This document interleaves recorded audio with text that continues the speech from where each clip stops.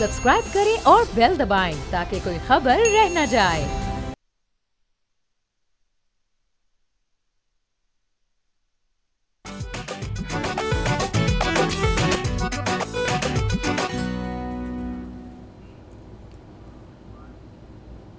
अस्सलाम वालेकुम, बोलो जनाब में बहुत बहुत खुश आमदीद। मैं हूँ असद निज़ामी, मेरे साथ हैं अली आफ्ताब। सर क्या हाल है? सर हम क्योंकि ईद पर हमारा शो नहीं था, मतलब ईद के दिन था, हमने तब कर दी थी, लेकिन बोलो जनाब नहीं था। तो गुज़िश्ता ईद मुबारक सबको। बाकी मैं इस नतीजे पे पहुंचा हूँ कि ये जो ईद की छुट्टियां हैं ना, और साथ में ख़ास तौर पे जो क्लबिंग है छुट्टियों की, ये कोई अच्छी चीज़ नहीं है। सर देखिए, हमने ये किसी एक हुकूमत का, हम अमूमन ये बात करते हैं कि जी फ़लानी हुकूमत ने ये कर दिया, फ़लानी, ये तमाम हुकूमतों का और इज्तिमाई तौर पे बेहैसियत कौम हमने ये फ़ैसला किया है कि छुट्टियां जो है ना, अगर वो क्लब करके मिल जाए, जैसे ये छुट्टियां थी, ये पीर मंगल बुध की छुट्टी थी इफेक्टिवली ईद की, लेकिन उसके पिछला जो जुमा था, लोगों ने उसको भी ऑब्जॉर्व किया इसके अंदर, फिर ये 3 दिन, फिर आगे जुमरात और जुमा। और तो सर ये जो अब्जॉर्प्शन कैपेसिटी हमारी है ना छुट्टियों के लिए, ये एक बड़ी एक ख़तरनाक चीज़ है, जिसके अंदर आपका बिल्कुल एक जो नज़रिया बना होता है कि यह ज़िंदगी ऐसे काटनी है, ये करना है, काम पे जाना है, ये करना है, वो टोटली अपसाइड डाउन हो जाता है। उसके बाद जब आप वापस दाखिल होते हैं आम जिंदगी के अंदर, तो आपको समझ नहीं आती कि कैसे करना है। और ये जो छुट्टी का जो डाउन टाइम है कि जी रिलैक्स करेंगे, उसके अंदर चिल करेंगे और उसके बाद हम बिल्कुल फ्रेश होकर रहेंगे, ये आप और मैं, मेरे ख्याल में इसके ऊपर बिल्कुल हम अग्रीड हैं कि ये बात ठीक नहीं है। ये बात बिल्कुल ठीक नहीं है कि ये जो है ना कि हम अनवाइंड करेंगे और फिर एक फ्रेश अप्रोच के साथ आएंगे, दिमाग बिल्कुल रिलैक्स्ड होगा। ऐसा होता नहीं है। मतलब आपने कभी सुना है कि कोई वर्जिश वाला ये कहे कि जी मैं 1 हफ्ते की या 10 दिन की या 1 महीने की ब्रेक पे जाने लगा हूँ और जब मैं वापस आऊँगा तो मैं उसी जगह पर हूँगा और मैं उतनी ही वर्जिश करूँगा और बल्कि फ्रेश माइंड से ज़्यादा कर सकूँगा। कोई इंस्ट्रूमेंट बजाने वाला कहे कि मैं उसी तरह से इंस्ट्रूमेंट बजाऊँगा।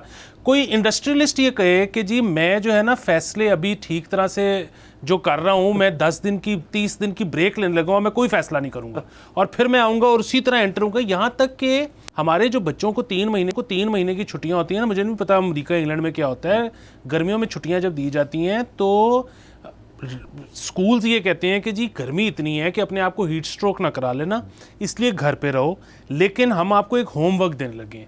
अच्छा, अब वो एक अलग बात है कि वो होमवर्क बच्चा खुद करता है या बिल्कुल नहीं करता, या बड़े भाई से करवाता है, या उर्दू बाज़ार से जाके कॉपियाँ ख़रीदता है।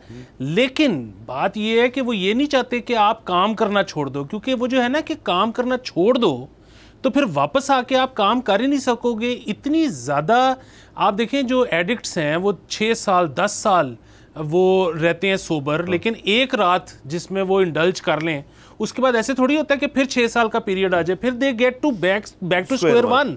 सो बुनियादी बात यह है कि इंसान की फितरत जो है ना, ये लोग इंसान की फितरत नहीं समझ रहे, पाकिस्तानी सरकारें, कि इंसान की फितरत ब्रेक लेने वाली नहीं है, वो रूटीन में रहने वाली है, क्योंकि आप उसको रूटीन से निकालोगे तो रूटीन में वापस जाना इज इम्पॉसिबल। सर दूसरा इसके अंदर आपने बच्चों का जिक्र किया। सर देखें, ईद की जो छुट्टियाँ ये हमें मिली, मतलब ठीक है, उसके अंदर सब ने अपनी ईद मनाई और अल्लाह खैर करे, सब ने बड़ी अच्छी ईद मनाई होगी, बट एक सर फैक्टर ज़रूर आता है कि आप घर पे एक अजीब सी इन्वायरमेंट में एग्जिस्ट कर रहे हो। आप काम पे भी नहीं हो, अगर आपकी बेगम काम करती हैं वो भी काम पे नहीं है, एक तो आप दोनों साथ हो घर पे। ये एक रेसिपी है जो हमने कोविड में सीखा कि रेसिपी फॉर डिजास्टर है, नंबर 1। नंबर 2, आपके बच्चे स्कूल नहीं जा रहे, बच्चे भी आप पे फिर हावी हैं, तो आपने फिर उस सारे सर्कमस्टांस के अंदर जो है अपना रूम भी निकालना है, सबको एंटरटेन भी रखना है। असल में सर एंड में जो वैल्यू रह जाती है ना सारी चीज़ की, ये है कि जी अब हम एंटरटेन कैसे होंगे। बोरियत जब आ जाए, पहले दिन, दूसरे दिन, तीसरे, चौथा, 5वां दिन चढ़ जाता है, तो एक दूसरे को आप कहते हैं कि आप करें क्या, और यहाँ पे करने को आपको पता है मौके जो हैं वो एक हद तक कम है अगर आप वेस्ट से कंपेयर करें, तो फिर क्रिएट हो जाती हैं, आर्ग्यूमेंट्स होती हैं, सब कुछ होता है। इसलिए आप कम से कम रखें। इसके अंदर जो डेवलपिंग जगहें होती हैं उनके अंदर फिर ये होता है यार काम पे करो, इनको काम पे लगाओ, तो वो काम पे लगने वाली चीज़ जो है उसके अंदर जब आप 10 दिन यूँ करके बाहर निकाल देंगे तो वो बड़ी गलत चीज़ हो जाती है। बिल्कुल सर, देखिए एक तो ये कि हम छुट्टियों के सैटरडे संडे की छुट्टी के ख़िलाफ़ हम नहीं हैं, उसकी वजह ये है कि सैटरडे संडे जो है ना वो छुट्टी नहीं होती। आपने जो काम अपने बचा के रखे होते हैं वो आप उन दिनों में करते हो, तो बेसिकली छुट्टी का दिन कोई भी नहीं होता। दूसरी चीज़ ये है कि छुट्टी होती होगी इससे पहले। अब क्या है कि आप काम पे हो, सो अब जब छुट्टी का दिन है तो आप ऑफिस तो शायद नहीं गए, एक तो आप घर पे जिस तरह से आपने एक माहौल बांधा है कि सब घर वाले भी मौजूद हैं, दूसरा आप काम भी कर रहे हो, और तीसरा एक एडेड बर्डन है कि आपने इंजॉय करना है। अब वो बड़ा एक बर्डन है कि आपने इंजॉय करना है, और नहीं किया तो आप मिस कर जाओगे। प्लस आप फीड देख रहे हो इंस्टाग्राम पे कि सब इंजॉय कर रहे हैं, अब वो भी कर रहे हैं या नहीं कर रहे ये एक अलग सवाल है, लेकिन वो बर्डन बहुत ज़्यादा है। सो आप जब वापस रूटीन में आते हो तो आप एग्जॉस्टेड होते हो। तो बेसिकली छुट्टी का हमने ये फैसला किया कि छुट्टी होनी चाहिए मुख्तसर, और वो उतनी होनी चाहिए जो दिन अलॉटेड है बाय गवर्नमेंट। उसको जो क्लबिंग है उसको रोकना चाहिए, और आपने भी ये नहीं करना कि यार हम कुछ दिन अब्जॉर्ब कर लेते हैं ताकि छुट्टी लंबी हो जाए। वो छुट्टी लंबी छुट्टी का आपको फ़ायदा एंड ऑफ द डे शायद ना हो। बिल्कुल सर, हम सफ़ेद शलवार कमीज़ के ख़िलाफ़ हैं, हम काले शलवार कमीज़ के हक़ में हैं। अब्जॉर्ब आपने नहीं करना, आपने रिपेल करना। वाह सर, आगे चलते हैं सर। और आपने सर रिपेल करने की और ऑब्जॉर्ब करने की बात कर ली, तो सर मुझे सर बिजली याद आ गई सर, और उसके यूनिट्स की ख़ास तौर पे सर बात याद आ गई कि यहाँ पे कीमतों की जो बात की जाती है, और हमसे एक वादा जो किया था इस हुकूमत ने कि जी बिजली के जो बिल हैं वो कम होंगे, यूनिट प्राइस कम होगी। तो सर आपको बहुत बहुत मुबारक हो सर। मियां शहबाज शरीफ साहब जो हैं उन्होंने फाइनली एक सरप्राइज़ दिया है सर तमाम आवाम को, और उन्होंने सर जो आपका हाउस होल्ड बिल है उसके अंदर 7.41 रुपए का रिलीफ दिया है, और कमर्शियल को तकरीबन 7.70 रुपए का 70 पैसे का एक रिलीफ दे दिया उन्होंने सर। तो ये अब रिलीफ्स जो है सर आपकी बिजली के बिलों में भी कमी आएगी इसके अंदर से।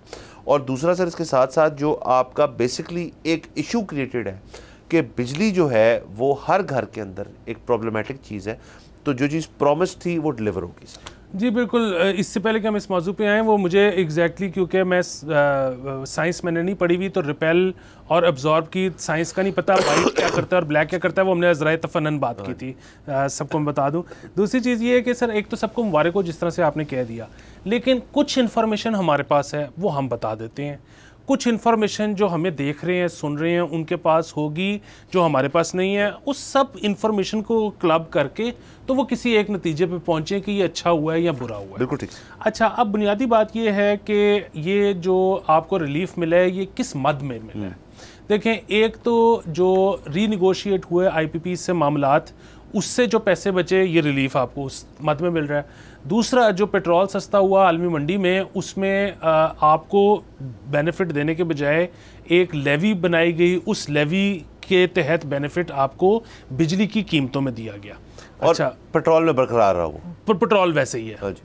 अच्छा, अब बात यह है कि इसमें ना 2-3 नुक्ता नज़र हैं, वो सब सुन लें, आप फैसला खुद करें। एक तो चीज़ ये है कि हमारी जो डिस्कोस की रिकवरी है ये वहीं की वहीं है, ये बेहतर नहीं हुई। पहली तो चीज़ ये हो सकती थी कि यही रिलीफ जो दिया है ये रिलीफ दिया जाता डिस्कोस की रिकवरी बेहतर करके, तो आपको IPP से रीनेगोशिएट ना करने पड़ते मामलात। क्योंकि अभी ठीक है आपने कर लिया, और अभी आप विक्ट्री लैब भी ले रही है हुकूमत उस पर, लेकिन कल को जब हमें मज़ीद बिजली के कारखाने लगाने पड़ने हैं, कल को हमें अगर इन्वेस्टमेंट चाहिए है अपनी ग्रिड बेहतर करने के लिए, तो उसमें कोई फॉरेन इन्वेस्टर क्यों आएगा जब उसको ये पता है कि आप तो मिडवे कॉन्ट्रैक्ट बदल लेते हो। तो ये जो आज हम जिस चीज़ पे खुश हो रहे हैं ये कल को वबाले जान बन सकती है।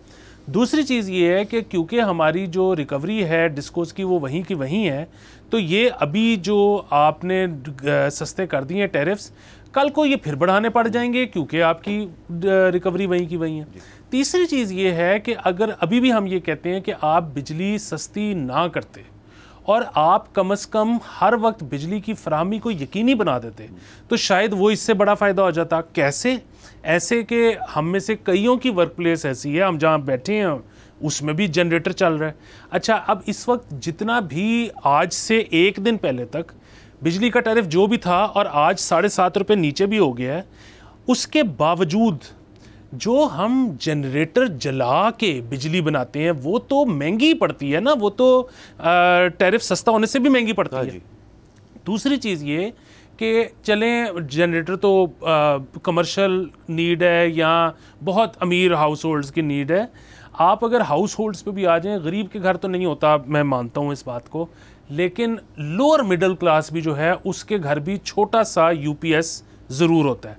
अच्छा, अब यूपीएस जो है ना वो इतना सादा सिस्टम नहीं है कि जी जब बिजली आ रही होती है तो आप बैटरी में सेव कर लेते हो, जब बिजली जाती है तो आप इस्तेमाल कर लेते हो। इतना सादा मामला नहीं है, उसमें बड़े लॉसेस होते हैं, वो भी आपको महंगी पड़ती है। नंबर एक, आपको वो महंगी पड़ी होती है बिकॉज ऑफ लॉसेस। दूसरा, हर 2 साल बाद आपने बैटरी बदलवानी है। तीसरा, हर 5 साल बाद आपने यूपीएस बदलवाना है। एक कॉस्ट है ना सर। और यूपीएस भी तो के अंदर वो टेक्नोलॉजी जो है उसका मकसद जो हम यहाँ यूटिलाइज कर रहे हैं उसका मकसद तो था अनइंटरप्टेड पावर सप्लाई, कि खुदा ना खास्ता 10 साल बाद एक दफ़ा अगर वो बत्ती जाए तो तब की प्रोविजन है, तब भी आपके सिस्टम्स ना बंद हो, वो यूपीएस पे आ जाए और फिर वो वापस चले जाए। यहाँ तो हमने उसको as a power source use किया हुआ है, वो तो उसका मकसद ही नहीं है। एग्जैक्टली।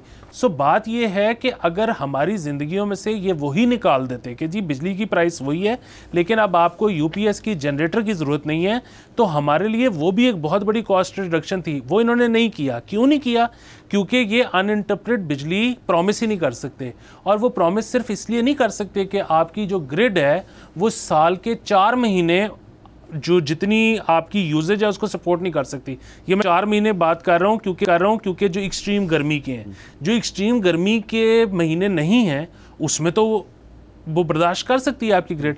बात यह है कि यहाँ पे एज अ पॉलिसी वो ये कहते हैं कि आपके जिस मोहल्ले में बिजली की चोरी ज़्यादा होगी उस मोहल्ले में हम ज़्यादा लोड शेडिंग करेंगे। अब आप उस मोहल्ले के अंदर जो लोग टाइमली बिजली का बिल देते हैं, पूरा देते हैं, बिजली चोरी नहीं करते, उसको भी पिनलाइज कर रहे हो उसके लिए जो बिजली के बिल में चोरी करता है। सो बुनियादी बात यह है कि क्योंकि आपका यहाँ पे जोर नहीं चलता था जो कि चलना चाहिए था, आपने वहाँ पे जोर चला दिया जहाँ पे आपको नहीं करना चाहिए था। ये तो हो गया इसका एक पहलू। अच्छा, अब दूसरे पहलू पे आ जाते हैं कि चले जी ये तो हो गया था, अब इसके ऊपर हम क्या बात करें। आपने 7.5 रुपये या मतलब 7 रुपये समथिंग पैसे कमर्शियल को दी, 7 रुपये समथिंग पैसे आपने हाउस होल्ड को दी। यहाँ पर अब एक थियरी ये भी है, नुक्ता नज़र है कि जी आप ये हाउस होल्ड को ना देते और 14 रुपये आप कमर्शियल को दे देते, इंडस्ट्रीज़ को दे देते, 14 या 15 रुपये। अच्छा, उससे क्या होता है कि आपके इस वक्त, मैं ना एग्जैक्ट नंबर नहीं कोट करना चाहता, ज़रा गूगल कर लें लोग क्योंकि मैं गलत हो सकता हूँ, लेकिन एक रफ अंदाजे के मुताबिक शायद 4 मिलियन के करीब बच्चे, correct me if I am wrong, 4 million के करीब बच्चे एडल्ट होते हैं हर साल, क्योंकि एक यंगर पॉपुलेशन मानी जा सकती है ये बात। 40 लाख बच्चा बनता है जो एडल्ट हो जाता है। अच्छा, जो एडल्ट के साथ आप जो सबसे पहली जिम्मेदारी ये लगाते हैं कि यार अब ये कुछ कमा के लाएगा। अच्छा, फिर वही बात है, अभी जो इन्होंने हुकूमत ने खुद जो इशारे दिए हैं, मैं अपने पास नहीं बता रहा हूँ, उन्होंने कहा है जी कि अगर आप 300 यूनिट तक इस्तेमाल करते हो तो आपके बिजली के बिल में 2180 रुपये का आपको रिलीफ मिलेगा अब। अच्छा, बड़ी अच्छी बात है, वी आर एक्नॉलेजिंग इट। लेकिन अब आप ये देखें कि एक बच्चा अगर नौकरी पे लग जाए, क्योंकि यहाँ पे एक बहुत बड़ा मसला अनएम्प्लॉयमेंट है, एक बच्चा अगर नौकरी पे लग जाए तो हम तो ये कहते हैं कि सबको बेसिक इनकम मिलनी चाहिए जो सरकार ने अलॉट की है, जो कि 37,000 रुपये है, और ये हम कहते हैं होनी चाहिए। लेकिन मैं कहता हूँ ये ना भी हो, किसी को 30 पे मिलती हो, किसी को 25 पे मिलती हो। एक हाउस होल्ड के अंदर यहाँ पे बहुत ज़्यादा फैमिली इकट्ठे रहने का रुझान है, एक बंदा 25,000 कमा के ला रहा है, वो ज़्यादा बड़ी बात है, या आपको 2180 रुपये का रिलीफ मिल रहा है, वो ज़्यादा बड़ी बात है। सो बुनियादी तौर पे अगर आप इंडस्ट्रीज़ को, इंडस्ट्री यही कहती है ना कि जी आप हमें इंसेंटिव दें तो हम एक्सपोर्ट ज़्यादा कर सकेंगे, हम एक्सपोर्ट ज़्यादा कर सकेंगे, हम एक्सपैंड ज़्यादा करेंगे, हम एक्सपैंड ज़्यादा करेंगे, हमें नौकरियाँ ज़्यादा हम जनरेट करेंगे, ज़्यादा बच्चे एम्प्लॉय हो जाएंगे। सो अब फिर वही बात है, ये सारे सवालात हैं। मैं कोई कॉन्क्रीटली ये नहीं कह रहा कि सरकार को यूं करो वो करो, लेकिन ज़रा इस पे सोचें। सर, इस पे ना सिर्फ सोचें बल्कि हुकूमत भी एक देखें, एक चीज़ तो सर हुई है, वो ऐसे हुई है कि वो भी अगेन कोई एक हुकूमत की दुरानिया में नहीं हुई, इज्तिमाई तौर पे एक चीज़ हुई है कि आपने इलेक्ट्रिसिटी कंज्यूमर का जो टेम्परामेंट है या उसका जो सोचने का तरीका है उसके अंदर तब्दीली आई है। वो तब्दीली इस तरह से आई है कि लोड शेडिंग एक असलियत है जिसको फेस करना पड़ता है तमाम पूरे साल सबको, और उसके अंदर से फिर लोगों ने कहा कि यार देखें, और बिजली का रेट के अंदर इजाफा होता रहा, तो उसके बाद लोगों ने कहा कि हम बिजली राशन करेंगे। वो राशनिंग क्या होती है? वो राशनिंग वही होती है कि घर के अंदर लोग जो हैं वो बिजली कम इस्तेमाल करते हैं। भाई अगर रात के वक्त आपका लोग एसी लगे हुए आपके घर में, तो आप कहते हैं जी कि जो 3 चलने हैं, फ़र्ज़ करें किसी घर में, तो वो कहते हैं एक ही कमरे में सब सो जाए। तो ये एक बड़ी छोटी सी मिसाल है उसके अंदर, लेकिन चीज़ें हो रही हैं। बिजली स्विच, लाइटें ऑन है, वो बंद हो रही, तो छोटी छोटी चीज़ें ये अमाउंट कर जाती हैं कि आपकी एंड में सेविंग होती है। अब आपने 7 रुपए का रिलीफ दे दिया। अब इससे ये एक्सपेक्टेशन अगर हुकूमत की है कि जी हम फिर भी लोगों को मोटिवेट करेंगे कि वो ज़्यादा इस्तेमाल करें, हुकूमत तो चाहती है बिजली इस्तेमाल करेंगे, उनके पास है। लोग जो हैं वो 7 रुपए की बेसिस के ऊपर बिल्कुल भी इस पॉलिसी पे नहीं जाएंगे, वो उल्टी अप्रोच लेंगे। वो अप्रोच ये है कि जी अब हमें ज़रा रूम मिला है, अब आप राशनिंग उतनी ही करो। घर के अंदर जो एक शख्स या 2 शख्स ये नाफिज करते हैं कि लोग राशनिंग करें, उसको मज़ीद इम्प्लीमेंट करें ताकि हमें आने वाले महीनों में रूम मिल जाए। क्योंकि ये पॉलिसी, इसकी परमानेंस जो है, ये इसका मुस्तकिल मिजाजी जो है इस पॉलिसी की, वो एक चीज़ ऐसी नहीं है जो हम कह सकते हैं कि जी होगी। वो हमें पता है कि आगे जाके ये बैक ट्रैक भी करना पड़ेगा, इसके अंदर तब्दीली आएगी, क्योंकि जब कमी होती है तो ज़्यादा। सो पॉइंट सर ये है कि आप घर के अंदर राशनिंग भी करेंगे, लोग भी राशनिंग करेंगे। आप टर्म पॉलिसी क्या है कि आपने रिलीव IPPs आ जाती हैं उसके अंदर ग्रिड का फेलियर जो ठीक होता है, लाइन लॉसेज आ जाते हैं। इन सब चीज़ों को मद्देनज़र रखते हुए एक होलिस्टिक पॉलिसी जो है वो कोई भी हुकूमत बना देगी और इंश्योर कर पाए कि अगली हुकूमतें इसको अपनाएंगी, फिर ये मसला हल होएगा। अगर हर वक्त ये होता रहेगा जी हम आए, हमने रिलीफ दिया, लो जी अब बेहतरीन हो गया, अब सब ठीक है, ये लॉन्ग लास्टिंग नहीं है, स्टॉप कैप है। सर बारह सर ये तमाम सर बिजली के मसले मसाइल हैं, इसमें मेरे कुछ पॉइंट्स और रहेंगे आपके पॉइंट्स जो हम अभी ब्रेक के बाद इनको मजीद आगे लेके जाते हैं। यहाँ पे जाना है हमने ब्रेक के ऊपर, लेट्स टेक ब्रेक।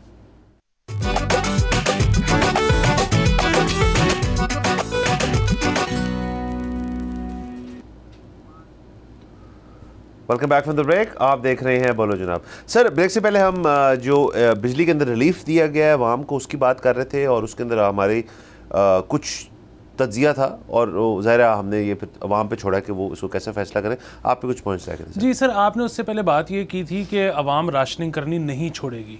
देखिए उसमें जो तो गरीब तबका है, जो कि जिसको हम कहते हैं प्रोटेक्टेड कैटेगरी, वो तो राशनिंग उनके पास तो ऑप्शन ही कोई नहीं है ना, क्योंकि वो प्रोटेक्टेड कैटेगरी से निकल जाएंगे, तो वो तो उन्होंने तो करना ही करना है। अच्छा, अब आप प्रोटेक्टेड कैटेगरी से अगर बाहर भी आ जाएं, देखें बात ये है, आप और मैं बड़े खुशहाल फैमिली से आते हैं, और उसकी वजह ये नहीं है कि हम ज़्यादा कमाते हैं, उसकी वजह ये है कि अल्हम्दुलिल्लाह हमारे घरों में बच्चों के अलावा मर्द और औरत की तफरीक नहीं है, सब कमाते हैं। ठीक है, बात ये है कि हम भी अपनी आदत नहीं बदलेंगे। उसकी 2-3 वजूहत हैं। पहली चीज़ तो ये कि जिस तरह आपने कहा कि ये पता नहीं कि पॉलिसी कितना अर्सा चलेगी, पता नहीं कितनी जल्दी सर्कुलर डेप्ट आके इसको मिल जाएगा, पता नहीं कितनी जल्दी अगेन जो हम कलेक्शन नहीं कर पा रहे उसकी वजह से इसको बढ़ाना पड़ेगा। तो अच्छी आदत डालना मुश्किल होता है, जो हमने पहली दफ़ा भी बात की, और बुरी आदत डलते हुए कोई टाइम लगता है। तो हम कोशिश ये करेंगे कि अच्छी आदत राशनिंग की पड़ी रहे। दूसरी चीज़ एक और ये है कि हमारा ट्रस्ट ही नहीं है डिस्कोस के साथ।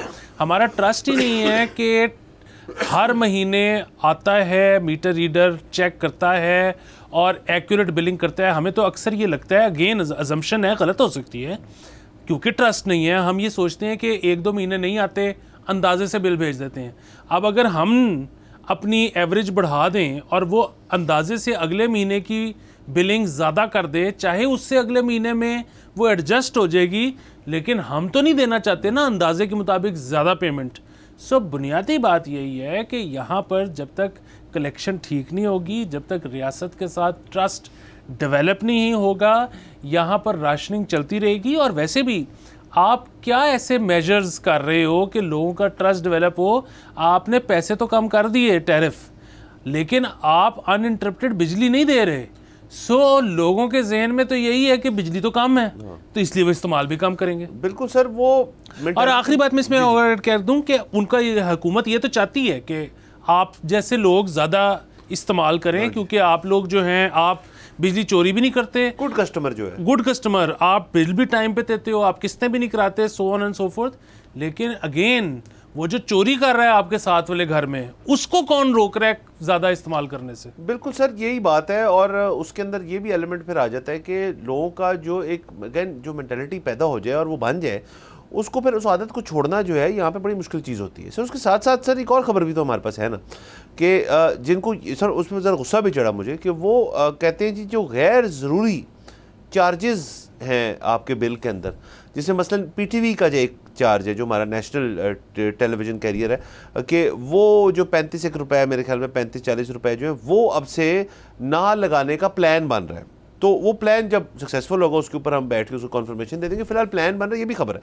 तो सर एक तो आपने पीटीवी को गैर ज़रूरी करार दे दी सर, इसमें मुझे बड़ा गुस्सा है सर। ये बात जो है ये sir not on my watch. ये तो देखें ना सर हमारे जो सर तमाम तर जो sir golden ages of drama and sir मैं संजीदा बात कर रहा हूँ, वो हैं वो उसके ज़रिए ही आई हैं और उन्हीं को हम सेलिब्रेट करते हैं क्योंकि उसके बाद से तो उन्होंने कोई इतना उस तरह से काम नहीं किया। वो भी उसकी वजह एक तो ये हो सकती है कि सर क्योंकि फिर वो इजी भी तो हो गए थे ना थोड़े से कि आपको 35 रुपये मिलजुल के सब बिजली के बिलों से अगर मिल जाना है तो बजट की तो टेंशन नहीं है। वो तो ये तो बाकी टेलीविज़न स्टेशंस की टेंशन है ना कि आपने कंटेंट ऐसा देना है जिसके ऊपर फिर आपको एडवर्टाइजमेंट मिले, जिसकी बेसिस पे आप कंटेंट और मजीद आगे दे सके।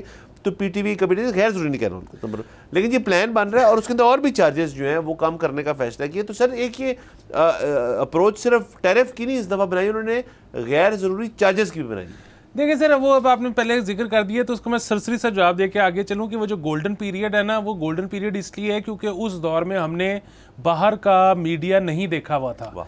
अब जब हमने बाहर का मीडिया देख लिया है तो हमें अंदाज़ा हो गया कि अच्छा ड्रामा क्या होता है। तो अब अगर आप कंपेयर करेंगे तो शायद वो भी आपको अच्छा ना लगे।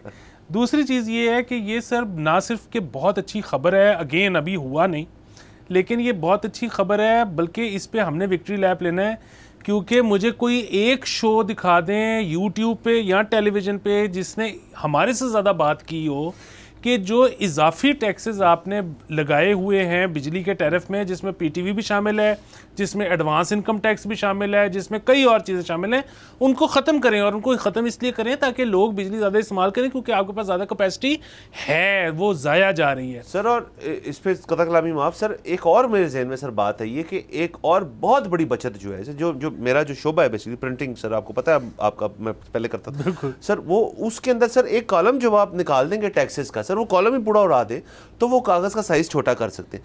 कागज़ साइज़ छोटा कर सकते हैं मतलब सर एक ही जो बिल अभी आपका आ रहा है उसको आधा करके 2 बिल बन जाएंगे, मतलब बिल्कुल आपको सर पैम्फलेट साइज़ जो है वो मिल जाया करेंगे।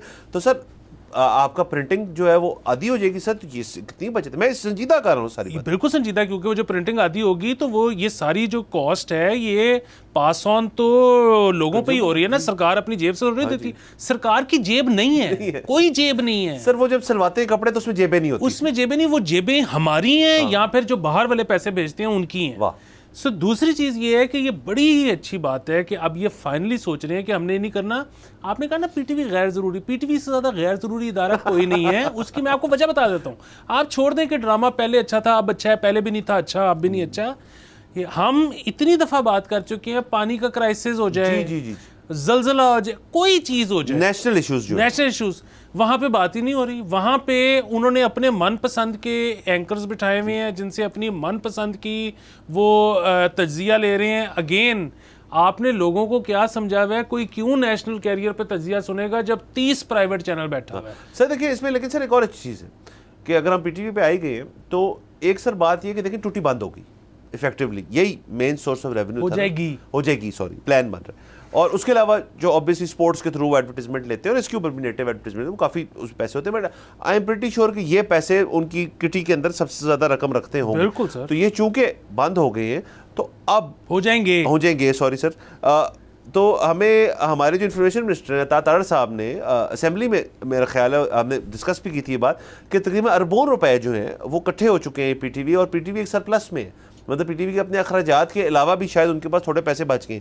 तो क्यों ना हम ये तजवीज़ पेश करते हैं कि हमारे शो की उससे कि आप जो नेशनल इशूज़, जिसमें पानी एक हो गया, जिसमें बिजली के ये सारे मसाइल, किसानों के मसाइल सर, तमाम तर चीज़ें जो हैं नेशनल जो आपका इस वक्त आगाही का एक मौक़िफ़ होना चाहिए, उसके आप ये पैसे उसके अंदर कंटेंट आप यूज़ करें और अपनी जो नेटिव टीम्स हैं उनको आप कहेंगे यार आप जो है रेगुलर प्रोग्रामिंग में रहें, और आप बाहर से जो लोग जो ये काम करते हैं, जो ये बेहतरीन काम करते हैं, डॉक्यूमेंट्री फिल्म मेकर्स हो सकते हैं और दीगर लोग हो सकते हैं, बड़ी सप्लाई है हमारे पास, उन सब को इस्तेमाल करें और उन पे ये पैसा खर्चें ताकि आप अच्छी कुछ 8-10 चीज़ें बनाएं और वो राउंड द क्लॉक आपकी नेशनल एयर पे चले। देखिए बुनियादी बात यह है कि प्राइम मिनिस्टर किसी भी वक्त लाइव हो सकता है और पीछे जो है वो पूरे मैप लगाएं, एक हाथ में मार्कर पकड़ें, निशानदेही करें कि जी ये इलाका जो है इधर इस साल गंदम लगाएं, इस इलाके में आपको पानी ज़्यादा मिलेगा, इधर आप गन्ना लगा लें। ये सारा कुछ आप करें। पीटीवी के ऊपर टेरेस्ट्रियल है, आपकी रीच घर घर तक है, किसान उसको देखे, वहाँ से समझे, सीखे, आगे चले। ये आपने नहीं करना। अगर आप पॉलिटिकल तज्जिए कराने हैं, अगेन आप बहुत अच्छे होंगे, आप बहुत ईमानदार होंगे, आप सब कुछ होंगे, क्योंकि आप सरकारी हैं, लोगों ने आप पे ट्रस्ट नहीं करना। तो आप जो करने वाली चीज़ है वो करें, आप जो ना करने वाली चीज़ है वो कर ही क्यों रहे हैं। और आखिरी चीज़, अगर आपने प्रोग्रामिंग करनी है, अगेन लोगों को बाशऊर करें। आप और मैं नेटफ्लिक्स ख़रीद लेते हैं, अमेज़ॉन ख़रीद लेते हैं, हुलू ख़रीद लेते हैं, हमारी जो आवाम है वो नहीं अफोर्ड करती।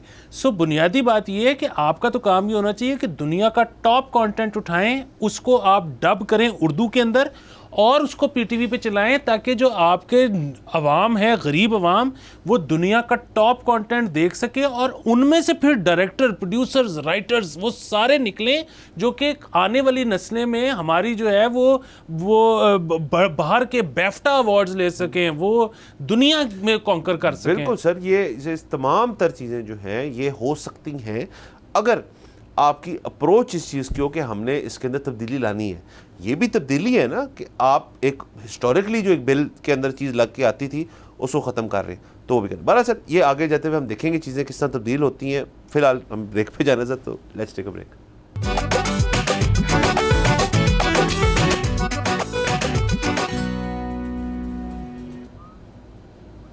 Welcome back from the break. आप देख रहे हैं बोलो जनाब। सर ये तो सर सारी होगी हमारी सर डोमेस्टिक खबरें। आपको पता है सर, एक बैनुल अक़वामी पे ऊपर नज़रिया हम रखते हैं सर, और उसके अंदर सबसे टॉप खबर सर ये है कि डोनाल्ड ट्रंप साहब जब से सर हुकूमत उन्होंने संभाली अपनी, तो उन्होंने एग्जीक्यूटिव ऑर्डर पर एग्जीक्यूटिव ऑर्डर उन्होंने फेंका है बेसिकली। और सर वो एग्जीक्यूटिव ऑर्डर उनका होता भी इतना ज़बरदस्त है कि वो जो फोल्डर होता है उसके अंदर उनका साइन होता है सर, वही तकरीबन को 2 कनाल का होता है, क्योंकि वो नहीं समझते कि साइन पेन से होना चाहिए, वो मार्कर से करते हैं। ये उनका एक ट्रैजेक्टरी है जिस पर वो चल रहे हैं हमेशा से ऐसे। तो सर जो लेटेस्ट उन्होंने चीज़ें की हैं वो टैरिफ्स हैं सर। टैरिफ्स की एक गुफ्तगू जो है वो प्री इलेक्शन भी चल रही थी, वो उनका इलेक्शन जो कैंपेन का मंशूर था उसका भी हिस्सा था, और अब उन्होंने बाकायदा तौर पे उसको बता दिया। और उन्होंने इस तरह नहीं बताया कि जी एक अज्यूम्ड किस्म का टैरिफ इतना था। उन्होंने कई टैरिफ्स जो है, रेसिप्रोकल टैरिफ जो है, जो मतलब आप कहते हैं जवाबी टैरिफ जिसको कह सकते हैं आप, वो उन्होंने पेश किया। और उसके अंदर पाकिस्तान भी मौजूद है और दीगर और मुल्क जो हमारे खित्ते में है वो भी मौजूद है। उन्हीं को आज डिस्कस करते हैं। तो सर उसके अंदर एक सबसे पहले सर मैं चाइना का जिक्र करना चाहता हूँ कि सर जो टैरिफ जो यूएस को चार्ज करता है चाइना, वो 67% है, और उन्होंने उसके अंदर जो डिस्काउंटेड रेसिप्रोकल टैरिफ है वो 34% है। आगे जाने से पहले सर इसको समझा दें कि जो 2 मुल्कों के बीच, यूएस और एक मुल्क के बीच में जो ट्रेड डेफिसिट होता है, उसके अंदर जो आपका डेफिसिट क्रिएट होता है उसकी हाफ वैल्यू जो है यूएस ने इम्पोज की है मोर और लेस तमाम ममालिक के ऊपर, विच बेसिकली मीन्स कि अगर आपने यूएस से को गुड्स मंगवाते हैं आप, तो आप उसके ऊपर एक टैरिफ लगाते हैं। वो कह रहे हैं कि जो चीज़ें आप हमारे पास भेजते हैं उनके ऊपर हम भी आप टैरिफ जो है इक्विवेलेंट उसका लगाएंगे। इक्विवेलेंट तो नहीं, उसी मैकेनिज्म से कि आपने हमें भेजी, हमने आपको भेजी, उसका जो डेफिसिट अमेरिका के नज़र से निकला, हाँ, उसका हाफ आप पे टैरिफ आप पे लगेगा। सो अगेन वो डायरेक्टली अगर लगाएं तो जो चीज़ें आप एक्सपोर्ट करेंगे उनके ऊपर यूएस भी आपसे कुछ चीज़ें। अच्छा, इसके अंदर पाकिस्तान क्योंकि इसका हिस्सा है और वो मेंशन्ड है इसके अंदर, तो पाकिस्तान बेसिकली 58% हम लगाते हैं, तो वो 29% हम पे हमारे ऊपर लगा लें, मतलब तकरीबन हाफ वैल्यू जो है इस तरह बन जाती है। इसका मतलब क्या है? इसका मतलब फ़ायदेमंद कैसे हो सकता है? वो इस तरह से है कि आपके खिते में जो टेक्सटाइल एक इंडस्ट्री हो गई और दीगर और इंडस्ट्रीज़ होगी, उसके अंदर श्रीलंका, चाइना, इंडिया और बांग्लादेश, ये 4 ममालिक जो हैं वो टेक्सटाइल्स के अंदर बहुत काम है। मैं एक टेक्सटाइल की मिसाल में, अब आप देखें जैसे आपका बांग्लादेश जो है वो 74% चार्ज करता है, यानी कि 34% टैरिफ आप लगा रहे हैं उसको, और पाकिस्तान को 29%। तो पाकिस्तान इधर गेन कर सकता है, इंडिया के साथ पाकिस्तान एक हद तक गेन कर सकता है, चाइना के साथ पाकिस्तान और तमाम मुल्क जो हैं उसको गेन कर सकते हैं, क्योंकि आप यहाँ से गुड्स अपनी मैन्युफैक्चर करके उनके प्राइस पॉइंट आप लोअर रख सकते हैं। तो इन टैरिफ्स का ये मतलब इससे आप फ़ायदा गेन कर सकते हैं। हाँ, वो एक अलग बात है कि product to product quality of product जो है वो हर मुल्क कैसा दे रहा है, आया पाकिस्तान वो चीज़ प्रोवाइड कर सकता है, नहीं कर सकता, तो इसके अंदर एक डिफ्रेंसिएशन जो है वो एक सवाली निशान है। अलबत्ता अगर टैरिफ टू टैरिफ कंपेयर करें, पाकिस्तान के लिए एक अपॉर्चुनिटी ज़रूर है। बिल्कुल है सर। और दूसरी चीज़ ये कि एक तो डिस्क्लेमर कि हम देखें इससे तमाम मुल्कों को फ़र्क पड़ेगा समेत पाकिस्तान के। अच्छा, हम तो हर मुल्क के जो है ना नुकसान के ख़िलाफ़ हैं, मतलब और ख़ास तौर पे हम चाहते हैं हमारे ख़ित्ते में तमाम मुल्क प्रॉस्पर करें, चाइना क्यों ना हो, बांग्लादेश क्यों ना हो, इंडिया क्यों ना हो, सब प्रॉस्पर करें, हमारा वो नहीं है। लेकिन अब एक चीज़ हुई है, उसको हमने एनालाइज़ करना है। अच्छा, बुनियादी बात यह है कि ये अमेरिका ने क्यों टैरिफ लगाए। सब कह रहे हैं कि अमेरिका ने जो है वो गलत कर दिया, अमेरिका इससे बहुत नुकसान उठाएगा। आप देखें कि अमेरिका में एक ब्लड बाथ चल रहा है स्टॉक एक्सचेंज में। अच्छा देखें, मेरा ये ज़ाती तौर पे ख्याल है कि अमेरिका ने ये वेल थॉट आउट था या नहीं था, इन एनी केस कुछ तो करना था। ये नहीं हो सकता था कि अमेरिका कुछ भी ना करता, ठीक है। अच्छा, एक और बात ये है कि अमेरिका का प्लान ये है कि उनको एग्जैक्टली पता है कि इसके नतीजे में अमेरिकन करेंसी डी वैल्यू करेगी, और अमेरिकन करेंसी जब डी वैल्यू करेगी तो उनकी जो एक्सपोर्ट का पोटेंशियल है वो बढ़ जाएगा। ये बिल्कुल इसी तरह है, जब पाकिस्तान की करेंसी डी वैल्यू करती है तो हम ये सोचते हैं कि अब एक्सपोर्ट हमारी बढ़ेगी क्योंकि बाकी मुल्कों के लिए ज़्यादा फीजिबल हो जाएगा। अच्छा, इसी तरह दूसरी बात ये है कि अमेरिका जो है ना, अब इसको समझने की ज़रूरत है। कोई भी एक मुल्क जब ट्रेड, हम तो पाकिस्तान ट्रेड डेफिसिट रन करता है, अगर कोई मुल्क ट्रेड सरप्लस रन करता है तो वो कैसे करता है? क्योंकि उसके अगेंस्ट कोई ना कोई मुल्क डेफिसिट रन कर रहा है। कोई एक मुल्क सरप्लस में हो नहीं सकता जब तक कोई एक मुल्क डेफिसिट में ना हो। अच्छा, अब प्रॉब्लम ये है कि तारीखी तौर पे, मतलब 1 साल 2 साल नहीं, दिहाइयों से आधे से ज़्यादा दुनिया का जो ट्रेड सरप्लस है वो अमेरिका अपने आप में एब्जॉर्ब कर रहा है।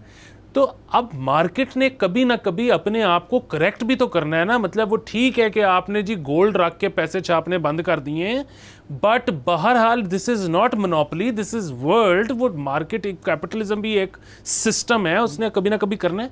सो अब दिस वॉज टाइम कि अमेरिका ने कुछ तो करना था, तो अमेरिका ने ये कर दिया। सो अब बुनियादी बात यह है कि अगर आप पाकिस्तान को लेकर चलें, बांग्लादेश से आपने जिस तरह से बताया फ़र्क है, वियतनाम से आपने जिस तरह बताया फ़र्क है। अच्छा, इसमें एक और चीज़ भी क्लियर कर लें, इंडिया से भी हमारा फ़र्क है, लेकिन एक और जो उसमें बारीकी है वो ये है कि इंडिया बहुत ज़्यादा फार्मास्यूटिकल भी एक्सपोर्ट करता है अमेरिका को। फार्मास्यूटिकल इसमें मना नहीं है, वो उस पर उन्होंने टैरिफ नहीं लगाया। सो अगेन, एक तो अमेरिका का आप ये भी देखें कि फार्मास्यूटिकल पर उन्होंने नहीं लगाया, दूसरा उसका एडवांटेज इंडिया को मिलेगा। तीसरी चीज़ आप आ जाएँ कि अब अगर आप मुकाबला करें बांग्लादेश के साथ, सो बांग्लादेश में तो क्योंकि गुर्बत बहुत ही और किस्म की है और मेहनत भी वो लोग और किस्म की करते हैं, तो पाकिस्तान में मतलब एक टी शर्ट जो पाकिस्तान एक्सपोर्ट करता है और जो वो एक्सपोर्ट करते हैं उसमें $1.25 का फ़र्क है। सो हम उसको टैरिफ के बावजूद हम अपनी प्राइस उनसे नीचे नहीं ला सकते, वो अपनी जगह पे कायम रहेंगे।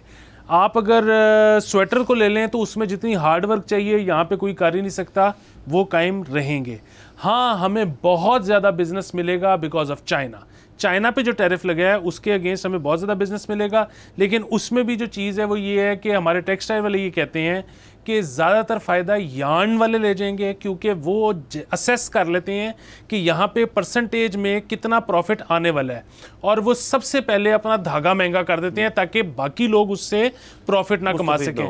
सो अगेन बात ये है कि वॉल्यूम की वजह से फ़ायदा सबको होगा, लेकिन सबसे ज़्यादा जो पैसा बना जाएगा वो यार्न वाले बना जाएंगे। ये इसके पीछे थियरी चल रही है, लेकिन बहरहाल अब this is the new world, we have to live with it, we have to find a way to live. Sir बिल्कुल, और सर हर इस किस्म की जो प्लान्स होते हैं उसके अंदर एक अपॉर्चुनिटी क्रिएट होती है। और देखें ना, ये तो हम सिर्फ टेक्सटाइल के अंदर बात करें क्योंकि हमारी एक मेजर एक्सपोर्ट है टेक्सटाइल, उसके अलावा ये एक और एवेन्यू क्रिएट करेगा, it will breathe more space कि आप और एरियाज़ जो है उनकी एक्सपोर्टेबिलिटी जो है उसको एक्सप्लोर करके आप उसके अंदर चीज़ें आप इजाफा कर सकते हैं, आप और चीज़ें भेज सकते हैं बेस्ड ऑन दिस टैरिफ। जो चीज़ अगर सिर्फ नुमाया तौर पे एक वियतनाम या बांग्लादेश जैसा मुल्क जो है वो बनाता है, तो आप उसके अंदर इंडस्ट्री लगा के आप वहाँ से बेच सकते हैं उस चीज़ को। दूसरे एक और चीज़ आप ये देखें ना कि अगर आप अमेरिका से अपनी इम्पोर्ट बढ़ा दें तो आपका टैरिफ उतना नीचे चला जाएगा। हाँ जी, बात तो वही है कि रेसिप्रोकल है ना, रेसिप्रोकल है। तो सर बाकी इसको अगेन इसके अंदर डायनामिक्स बड़े डिफरेंट है। और सर पोस्ट कोविड वर्ल्ड जो है उसके अंदर आप देखें एक सियासी तौर पे भी जो नज़रिया तब्दील हुआ है उसके अंदर आप देखें ट्रंप जैसे लीडर्स जो हैं, क्योंकि आपकी लेफ़्ट जो है वो एक्सट्रीम लेफ़्ट एक क्रिएट हुई जो पहले नहीं थी होती, अब वो क्रिएट हुई है, तो उसके अंदर रूम मिला ऐसे लोगों को पॉलिटिक्स में आने के लिए जिनकी पॉलिसीज इस किस्म की रेडिकल हैं। ये रेडिकल पॉलिसी, अब उसके अंदर आप साउथ अमेरिका में चले जाएँ, आप कनाडा को देख लें, आप अपना अमरीका हो गया और दीगर ममालिक जो हैं उनके अंदर आपके लीडर्स इस किस्म के अब पैदा हो रहे हैं, इस किस्म की पॉलिसीज़ लेकर आ रहे हैं जो कि नेशनलिस्ट पॉलिसीज़ हैं। तो उस नेशनलिस्ट पॉलिसीज़ के अंदर अपना मफाद देखना जो है वो तो सही है बात, लेकिन मार्केट को फिर एक्सपेक्ट करना कि वो उसी तरह बिहेव करेगी जब मतलब आपकी जो मोर और लेस आपकी लेफ्ट ऑफ सेंटर पॉलिसीज चल रही थी, तो वो तो नहीं होगा। जाहिर है उसको करेक्शन कह लें या उसको पॉलिटिकल आप मौक़िफ़ जो आपको चेंज हो वो कह लें, ऑल थिंग्स जो टारगेट इस तरह करती है कि एक वर्ल्ड ऑर्डर जो लफ्ज़ इस्तेमाल करते हैं बहुत सारे लोग, वो चेंज हो रहा है। अब जब वो चेंज होगा तो उसके अंदर आपने एब्जॉर्ब करना है उसको। बिल्कुल। फिर एक और चीज़ ये है कि चाइना को उन्होंने सबसे ज़्यादा हर्ट करने की कोशिश की है ना। अगेन हम चाइना के साथ हैं, लेकिन देखिए चाइना का सबसे ज़्यादा ट्रेड सरप्लस अमेरिका की वजह से ही था ना। अब जैसे ही वो कम आएगा तो China will face problems, because authoritarian regimes जो हैं वो जब उनका ग्रोथ रेट कम होता है then people start getting ideas. So उनको ये आदत नहीं होती कि उनका ग्रोथ रेट कम हो। सो अगेन अमेरिका जो सोच रहा है उसमें जो उसने काम किया है, अगेन वो अमेरिका के हिसाब से वो ठीक कर रहा है। हम उसके साथ भी नहीं है, हम उसके खिलाफ भी नहीं। बिल्कुल बिल्कुल। उसके अंदर सर एक अपॉर्चुनिटी क्रिएट होती है तो लोग आए उसके अंदर एंटर करें और अपना काम जो है वो करें, अगर फ़ायदा होता है तो वाई नॉट। बाला सर वक्त ख़त्म हो जाता है, कल आपसे इंशाल्लाह फिर मुलाकात होगी। इजाज़त दीजिए, खुदा हाफ़िज़।